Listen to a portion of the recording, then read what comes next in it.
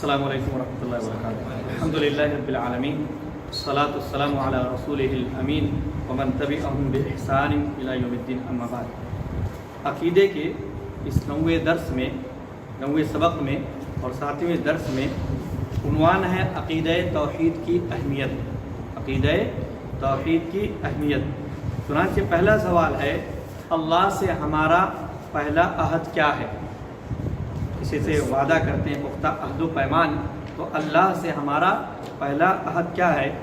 کہتے ہیں عالم ارواح میں، یعنی روحوں کی دنیا میں جب سب روح تھے، انسان جسم یہ نہ بنے تھے، سب روح تھے، تو اس دنیا میں اللہ سے ہمارا پہلا عہد توحید پر قائم رہنے کا ہے۔ اللہ سے پہلا عہد توحید پر قائم رہنے کا ہے۔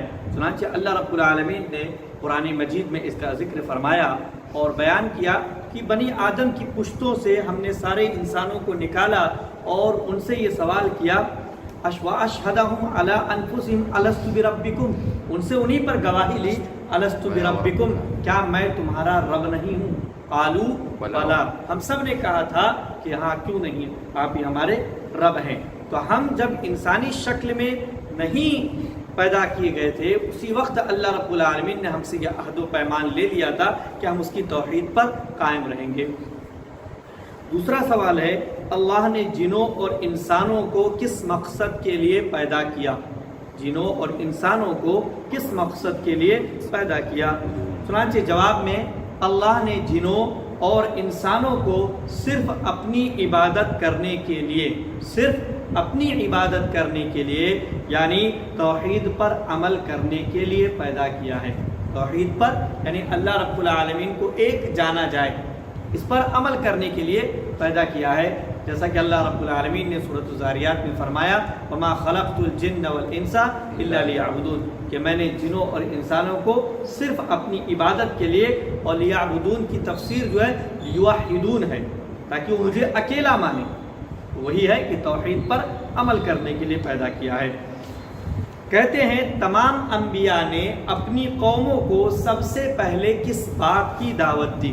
تمام انبیاء سب سے پہلے کس بات کی دعوت دیتے تھے؟ قرآن مجید میں مختلف انبیاء کرام کا تذکرہ کیا اللہ رب العالمین نے کہ انہوں نے اپنی قوموں سے کیا کیا کہا، اور ایک مشترکہ جگہ پر اللہ رب العالمین نے سارے انبیاء کرام کی دعوت کا بیان کیا کہ وَلَقَدْ بَعَثْنَا فِي كُلِّ أُمَّةٍ رَسُولًا أَنِ اعْبُدُوا اللَّهَ وَاجْتَنِبُوا الطَّاغُوتَ، کہ یقیناً ہر امت میں ہم نے ایک رسول بھیجا اس پیغام کے ساتھ کہ تم بتلا دو أَنِ اعْبُدُوا اللَّهَ، کہ تم صرف اللہ کی عبادت کرو، وَاجْتَنِبُوا الطَّاغُوتَ، اور طاغوت سے بچو، اللہ کے علاوہ جس کی بھی عبادت کی جائے وہ طاغوت ہے۔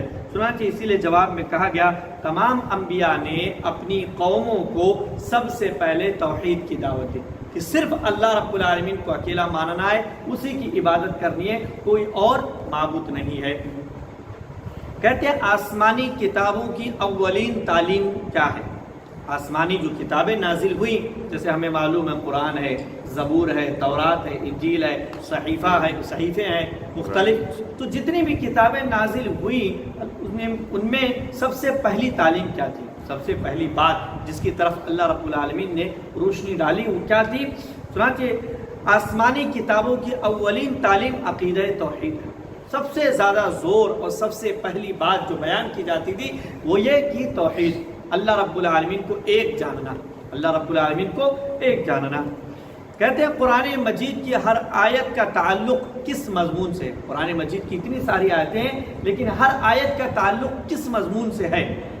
اللہ رب العالمین نے جواب میں کہتے ہیں قرآن مجید کی ہر آیت کا تعلق عقیدہ توحید سے ہے، یعنی ہر آیت میں کوئی نہ کوئی ایسا نقطہ رہتا ہے جو عقیدہ توحید پر دلالت کرتا ہے۔ علماء جو ماہرین ہیں اس فن کے، علوم قرآن کے، وہ آپ کو ہر آیت سے عقیدے کا مسئلہ ثابت کر کے دکھائیں گے، عقیدہ توحید کا، کہ اس آیت سے اللہ رب العالمین کو ایک کیسے جانا جا سکتا ہے، ایک ماننے کی کیا دلیل اور کیا باریکی اس آیت کے اندر۔ کہتے ہیں اللہ نے کس علم کو حاصل کرنے کا حکم دیا ہے؟ اللہ نے کس علم کو حاصل کرنے کا حکم دیا ہے؟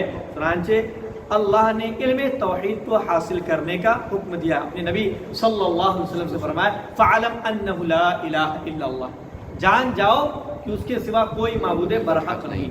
تو علم توحید حاصل کرنے کا حکم دیا، پھر باقی چیزیں اس کے ماتحت آتی ہیں۔ کہتے ہیں اللہ کے سارے احکام میں سب سے پہلا حکم کیا ہے؟ اللہ رب العالمین کے بہت سارے احکامات ہیں، لیکن ان میں سب سے پہلا حکم کیا ہے؟ قرآن کے جواب میں کہتے ہیں اللہ کے سارے احکام میں سب سے پہلا حکم توحید ہے، سب سے پہلا حکم توحید ہے۔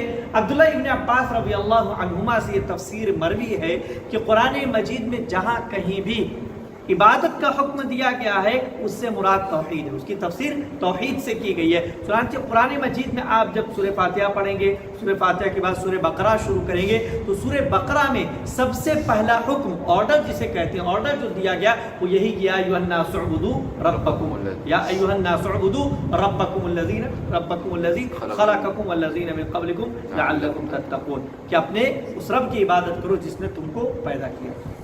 تو سب سے پہلا حکم قرآن مجید میں سب سے پہلا حکم توحید کا دیا گیا، اور اسی طریقے سے سب سے پہلی بات جس سے اللہ رب العالمین نے قرآن مجید میں روکا ہے وہ یہی شرک ہے، کہ اللہ کے ساتھ کسی کو شریک نہ کیا جائے۔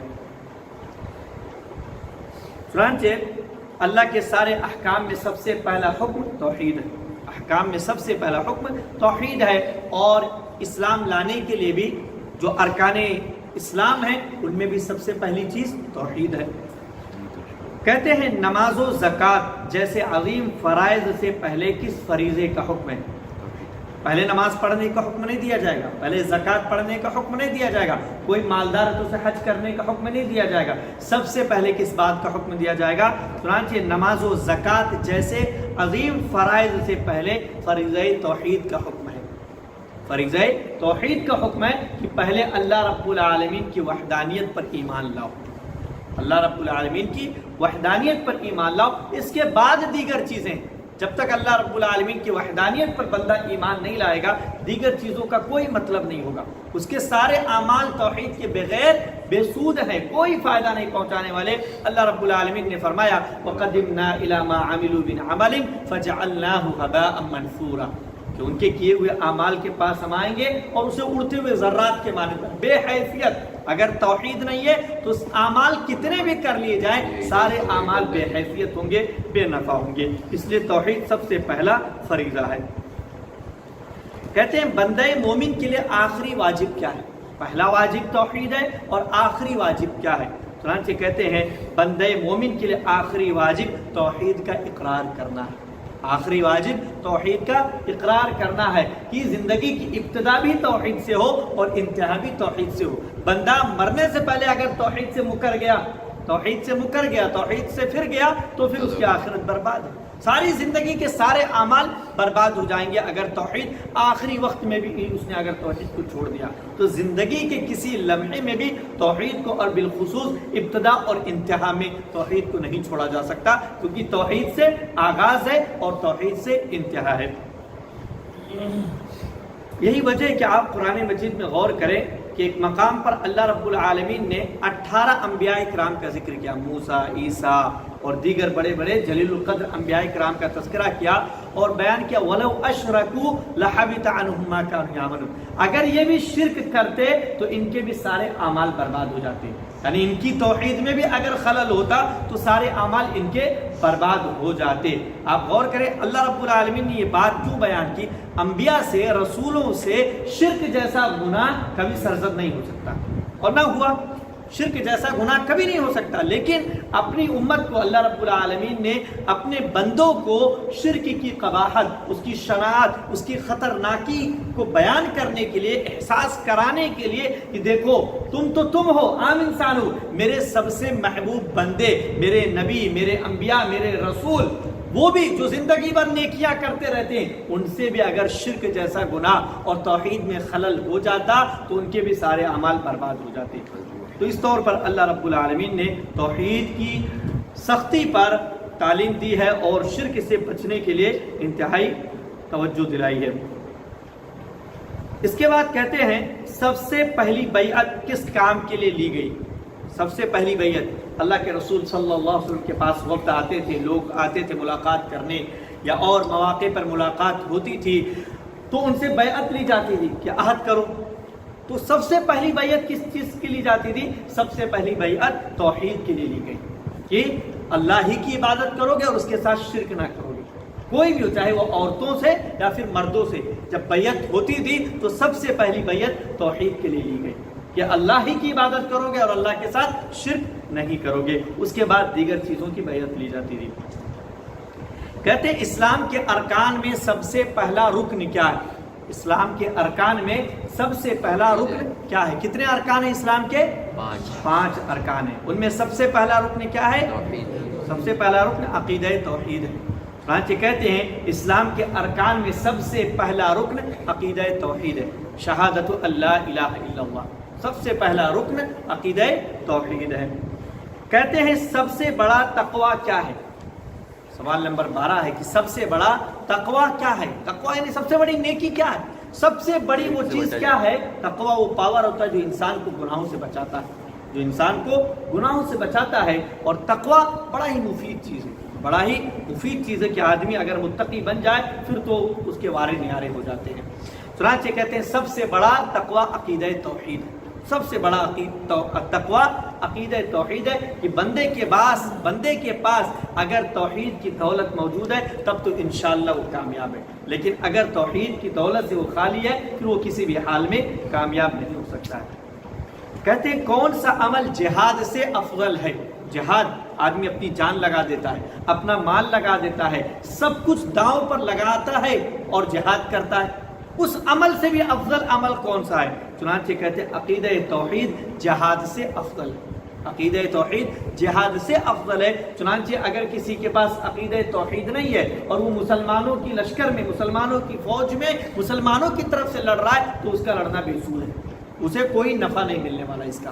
جیسا کہ بعض مواقع پر تاریخ اور سیرت میں یہ بات درج ہے کہ بعض افراد مسلمانوں کی طرف سے جنگ لڑے لیکن عقیدہ توحید نہ ہونے کی وجہ سے ان کی زندگی آخرت برباد ہے۔ اس لیے جہاد سے بھی افضل عمل عقیدہ توحید ہے۔ کہتے ہیں کس بنا پر عبادات قبول ہوتی ہیں؟ کس بنا پر عبادات قبول ہوتی ہیں؟ کس وجہ سے عبادتیں قبول ہوں گی؟ تو توحید کی بنا پر، توحید کے سبب عبادات قبول ہوتی ہیں۔ اگر توحید نہیں ہے تو عبادتیں غیر مقبول، اور توحید ہے تو عبادت انشاءاللہ قابل قبول اگر اس کی فرائض اور اس کے آداب کا لحاظ کرتے ہوئے بندہ انجام دے گا۔ جیسا کہ ابھی میں نے شروع میں ایک آیت پڑھی وَقَدِمْنَا إِلَىٰ مَا عَمِلُوا مِنْ عَمَلٍ فَجَعَلْنَاهُ هَبَاءً مَنْثُورًا۔ یہ کافروں کے اعمال کی بات اللہ نے کی، کافروں کے پاس توحید نہیں ہے، ورنہ کافر بھی تو بہت ساری نیکیاں کرتے ہیں، فری کے اسپتال بناتے ہیں، کالج بناتے ہیں، اسکول بناتے ہیں، لوگ تعلیم حاصل کرتے ہیں، اچھے کام کرتے ہیں، بظاہر نیک اعمال ہیں، لیکن چونکہ ان کے پاس عقیدہ توحید نہیں ہوتا ہے اس لیے ان کے سارے اعمال بے سود ہیں۔ کہتے ہیں انبیاء و صحابہ نے کس لیے مصیبتیں برداشت کی؟ انبیاء و صحابہ نے، انبیاء اکرام کو کتنی مصیبتیں کہ انبیاء اکرام کو قتل کر دیا گیا، لوہے کی کنگھیوں سے ان کے بدن کو نوچا جاتا تھا، چیر دیا گیا، جسم کے 2 حصے کر دیے گئے۔ تو اس طریقے سے انبیاء صحابہ اکرام کو کتنی تکلیفیں پہنچی اس راہ میں، تو کس لیے انہوں نے تکلیفیں برداشت کی؟ انبیاء اور صحابہ نے یہ مصیبتیں کیوں برداشت کی؟ انبیاء و صحابہ نے توحید کی دعوت دینے کی خاطر مصیبتیں برداشت کی، سب کچھ نچھاور کر دیا لیکن توحید کو چھوڑنا گوارا نہیں کیا کسی بھی طور پر، تو توحید کی دعوت کی خاطر ان ساری مصیبتوں کو انہوں نے برداشت کیا۔ کہتے ہیں کیا اہل ایمان کو توحید کی دعوت دی جائے گی؟ کیا اہل ایمان کو توحید کی دعوت دی جائے گی؟ ہاں، اہل ایمان کو بھی توحید کی دعوت دی جائے گی۔